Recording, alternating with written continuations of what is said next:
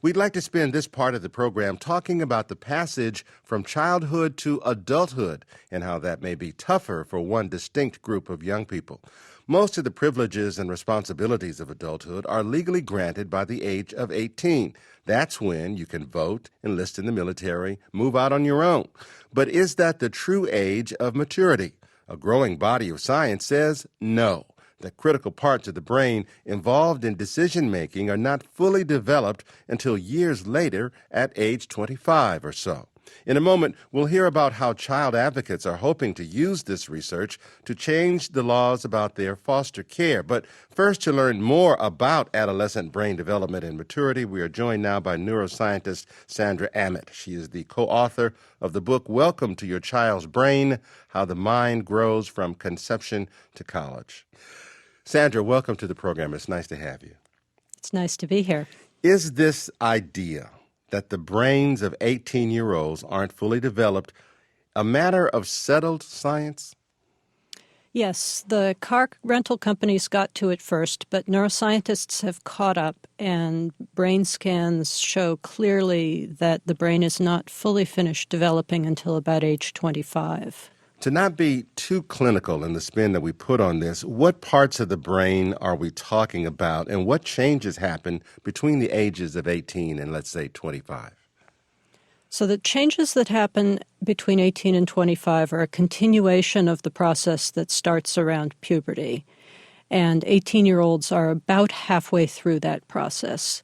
Their prefrontal cortex is not yet fully developed. That's the part of the brain that helps you to inhibit impulses and to plan and organize your behavior to reach a goal. And the other part of the brain that is different in adolescence is that the brain's reward system becomes highly active right around the time of puberty and then gradually goes back to an adult level, which it reaches around age 25. And that makes adolescents and young adults more interested in entering uncertain situations to seek out and try to find whether there might be a possibility of gaining something from those situations. So this is important. Are the physiological changes in the brain in terms of the development of young people as significant and impactful as the cultural changes and environmental changes that they go through vis-a-vis peer pressure, things of that sort? Well, actually, one of the side effects of these changes in the reward system is that adolescents and young adults become much more sensitive to peer pressure than they were earlier or will be as adults. So, for instance, a 20-year-old is 50% more likely to do something risky if two friends are watching than if he's alone. That was a snippet from a conversation on NPR from a few years back, and it gives you a bit of an insight into what I want to talk about in this video. Now, in the video, A Conflict of Moral Interest, I suggest the idea that many of the concepts and ideas that were born in the fires of the past, and in particular in the past idealism of the time, are probably not appropriate to the present day in many ways. And why is this the case? Because these people who forged these ideas, who came up with these ideas, were simply not aware in the acute sense of human nature, which is to say they didn't understand physiology and in particular neurology. Now, of course, I'm not blaming them for this, but we have to take into account the fact that many of the ideas of the past are simply incorrect. The idea, for example, that adulthood is reached upon 18. From a neurological perspective, as we'll get into in a bit, and from the clip that you just heard, that's simply not the case. 18-year-olds and 20-year-olds and 23-year-olds, for that matter, are not adults. They're effectively still children, or more specifically, a type of adolescent, an advanced adolescent, as it were. And yet, we see fit to convey upon them many different responsibilities within the context of civilization and society that perhaps they're not necessarily aptly developed for, which is to say, they don't have the skills and the abilities that a person that age could possibly have because they're not fully developed in a neurological sense. And here's what I mean. So the prefrontal cortex is part of the frontal lobe in the brain, and it does a lot of work. And just to list a few of the things it does, it's responsible for focus and attention, complex planning, decision-making. impulse control, logical thinking, organized thinking, personality development, risk management, and even short-term memory. This is a really important area of the brain, and yet it's not fully fleshed out or developed in adolescence up to the age of 25. And despite that, and I know there's some debate on whether or not voting actually matters, but I think we can actually bring in Brexit in this context. Despite that, many important rights essentially are conferred upon people at 18, 7 years effectively below the age of what traditionally is a fully developed brain, more importantly with a fully developed prefrontal cortex.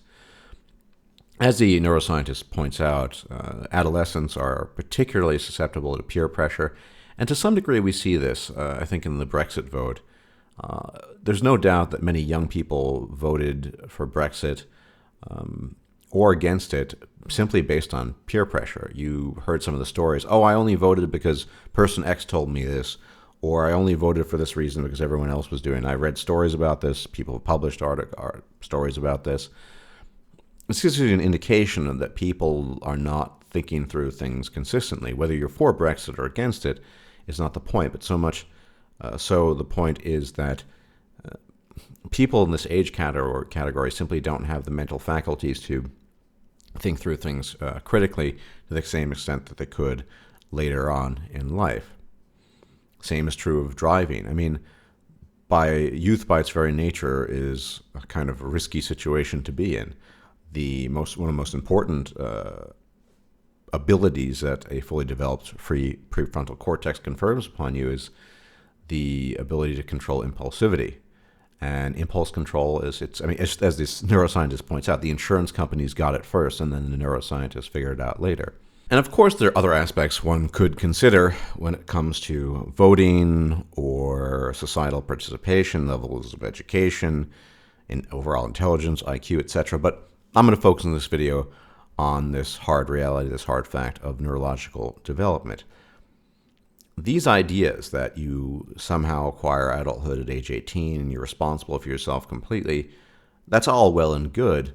But an 18-year-old is simply not endowed with the brain that allows the kind of thinking, logical planning, executive decisions, that sort of thing, to be particularly effective in many regards. They are, in some sense, still children. I've said this before many times. Would it be wrong, given the fact that this science is not called into question, it's not particularly politically incorrect, so people are willing to accept it, that adolescents are not fully developed, that a 22-year-old is not necessarily an individual who can take complete responsibility? Of course, there'll be exceptions here and there. To change the way society itself is possibly structured. I don't know if we can do this. Now, as I pointed out, since the science is out and the jury is not out on this, we know this is factual. Any person who clings to the idea that 18, for example, should be the appropriate time to vote, even for that matter to drive, I think, to some degree, is really clinging to an ideological position, not a scientific one. As we gain ground in the sciences, particularly the human sciences, and understand ourselves better and better, there is a need to call into question some of these fundamental traditions that have been handed down to us. Whatever the good intentions of the people of the past, and many of them were brilliant men, these people were just ignorant of certain things. Through no fault of their own, they were just products of their time and age, and just as we are as well. If the human species continues down the centuries, people will laugh at our own ignorance about many subjects and the things that we thought and talked about, almost certainly. But that's just the way it is. The recurrent question that I constantly pose is, what do we do with this knowledge? Well, I think a political system, and for that matter, a societal system, should be a reflection of how human beings work and function, not of an ideal that we wish for or hope for, but of how things actually work. After all, if you design a plane incorrectly, it's not going to fly. I think the same thing, in a broader sense, can be applied to society and human civilization. If you have a society running on antiquated principles that are not in sync with human reality and human biology, you're going to have a problem. And I think nowhere, or perhaps in fewer areas than the area of adolescent brain development, is this true, simply because nobody is really disagreeing with this.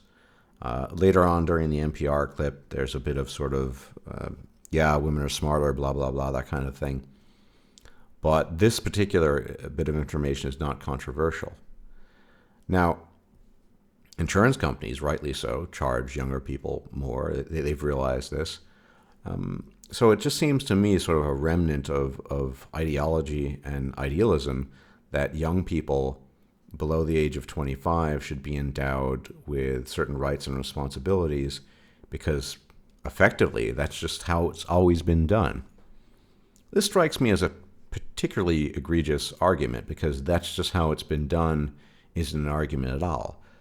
People might cherish certain traditions and hold them in great esteem, but that doesn't mean that the traditions are correct or even particularly good.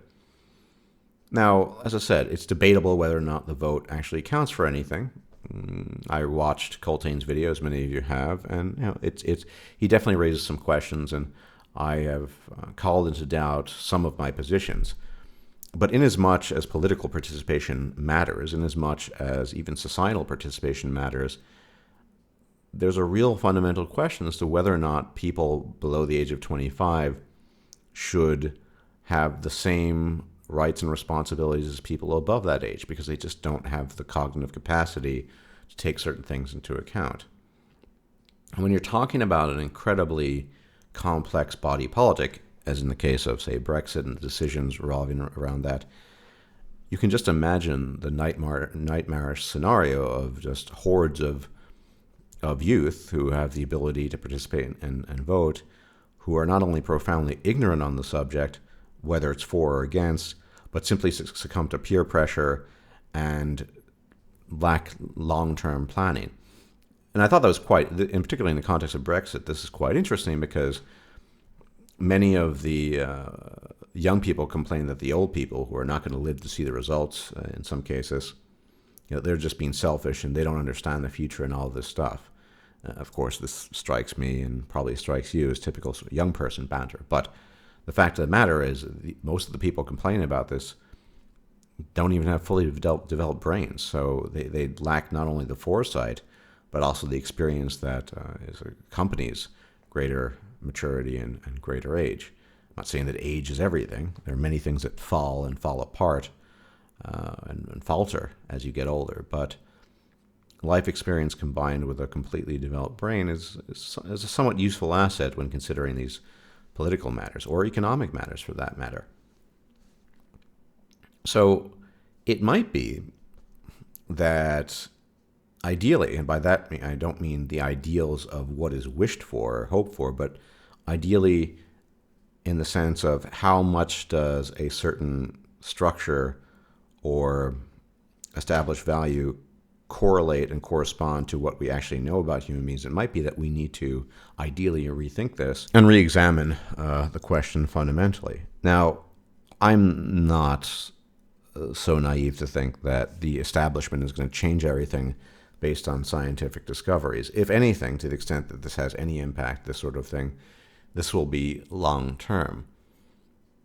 And this is part of a project, a long-term project I have, if I'm alive and not living on the streets, of over time piecing together various pieces of this human puzzle, jigsaw puzzle, in an effort to move towards a society that is actually reflective of how human beings operate, how individuals are endowed, the differences between people, etc. Reflecting that is much better than reflecting ideals that just don't map onto reality. And I think we're seeing this increasingly, whether it comes to the clash of cultures, genetic differences, sex differences, all of these things ideally should be taken into account to some degree. But this is a kind of almost harmless observation made by many neuroscientists that you don't have a fully developed prefrontal cortex until age 25. So what do you do with that? Well, we don't do very much with it at the moment, but what we can do in the future is to take these things into consideration, and in as much as, say, voting is important, raise the age to 25 at least. Perhaps the same thing with driving, although there might be some arguments against that from a pragmatic perspective. After all, if you live in the boondocks, it might be difficult to get away with not being able to drive. That's a trickier situation than, I think, the voting issue.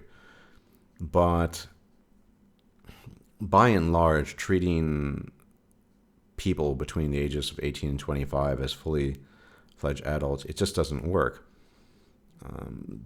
Not only do they lack life experience, they're just physiologically not there yet. And I've seen this time and again. I've argued with all sorts of young idealists of all manner of political stripes and political bents, and they're just sort of almost stoically and slavishly devoted to whatever idea they find particularly inspiring. And I was no different. I mean, when I was 18, I was fanatically interested in Ayn Rand and worshipped the words that she had written to some degree, thinking they were perhaps the gospel, or at least close to the gospel. But the reality is I was blinded by an ideology, and I clung to that ideology because I didn't know any better, and I didn't have a fully developed prefrontal cortex. I couldn't think things through, and I didn't have the life experience in order that it now endows me now to sometimes at least make decent observations and carry out logical thought processes. So this is just one aspect of many different human aspects that should be thought about, and inasmuch as it has an application to society and social policy and civilization on the whole, should be called into question as something that might need to be revised and fundamentally changed. All these functions that are so important, logical thinking, long-term planning, impulse control, things that make or break a society, these are not things that, typically speaking, the 18 to 25-year-old has, so something to really take in consideration. I do have other videos along these lines planned, one long scripted video that I will be starting work on very soon about some very interesting genetic relationship between some cultural artifacts found in certain parts of the world. Anyway, I hope I drove my point across, and I will be providing links not only to the NPR discussion, but various other things related to the prefrontal cortex. So if you find that interesting, you can check out those links and read up more on the subject. In any event, I wish you a pleasant remaining week, and I, in all likelihood, will talk to you soon again. May the gods watch over you. Bye-bye. If you liked this video, please like, share, and subscribe. And if you enjoy my content, please consider making a donation or becoming a patron. Thanks for watching.